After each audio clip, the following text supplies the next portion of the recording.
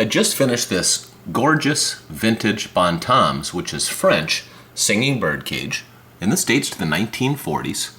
The bird is an array of colors with red, light blues, yellows, and white. It's already fully wound. Let's hear it play, and we'll start off with pause. I put it on continuous instead. There we go. As you can see, the pause feature works as it should. I'm going to move back to continuous.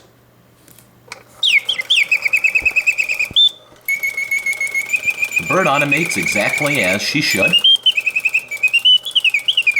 hitting all of the oscillating notes with full voice.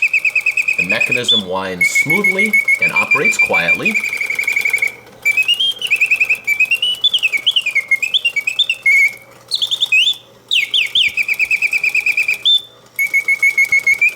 The bird whistle is very sweet.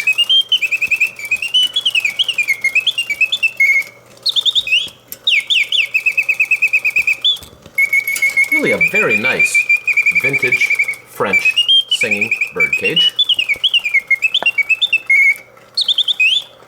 Turn it off by turning the lever back to the left, sliding the lever, and it winds from the bottom as such, and the bottom is marked Made in France with the serial number, which all Bontems cages have.